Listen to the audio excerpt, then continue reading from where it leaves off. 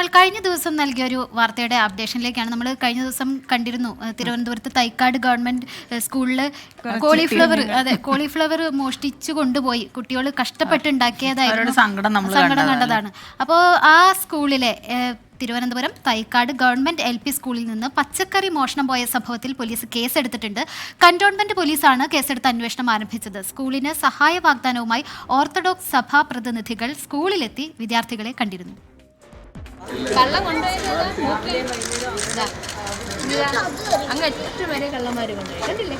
കുഞ്ഞുകുട്ടികൾ നട്ടുവളർത്തിയ cauliflower ഉൾപ്പെടെയുള്ളവ കള്ളൻ കൊണ്ടുപോയി.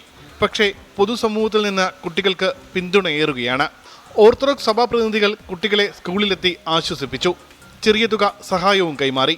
ഈ കുഞ്ഞുങ്ങൾ നട്ടുനനച്ചുണ്ടാക്കിയ ഈ പച്ചക്കറികൾ രാവിലെ അതിൻ്റെ വിളവെടുപ്പിനായി വന്നപ്പോൾ അവർ കാണുന്നത് ആ വിളവെല്ലാം ആരോ മോഷ്ടിച്ചു കൊണ്ടുപോയിരിക്കുന്നതാണ്. അപ്പോൾ ഈ കുഞ്ഞു മനസ്സുകളുടെ നൊമ്പരം അവർ അന്നേരം തന്നെ കരച്ചിൽ കൂടിയും വിഷമത്തിൽ കൂടിയൊക്കെ പ്രകടിപ്പിക്കുകയുണ്ടായി.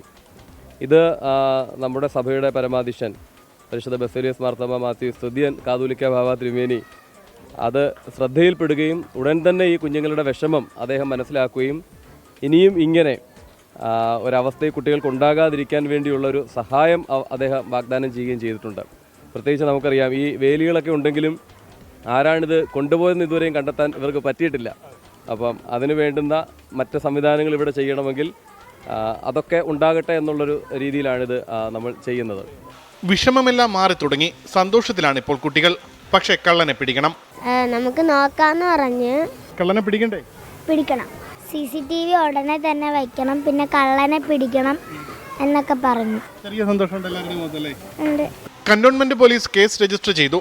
അന്വേഷണം നടക്കുകയാണെന്നും പ്രതിയെക്കുറിച്ച് സൂചനകളൊന്നും ലഭിച്ചിട്ടില്ലെന്നും പോലീസ് അറിയിച്ചു. കൃഷി തുടരുമല്ലോ അല്ലേ? തുടരും. എല്ലാവരും തുടരും. 24 തിരുവനന്തപുരം. അപ്പോൾ അവർ കൃഷി തുടരട്ടെ. അവരുടെ സന്തോഷം കാണുമ്പോൾ നമുക്കൊരു സന്തോഷം. അങ്ങനെ സഹായിക്കാനും അവരുടെ കൂടെ നിൽക്കാനും എല്ലാവരും ഒപ്പം ഉണ്ടല്ലോ. അതൊക്കെ വലിയ സന്തോഷം നൽകുന്ന വാർത്തകളാണ്.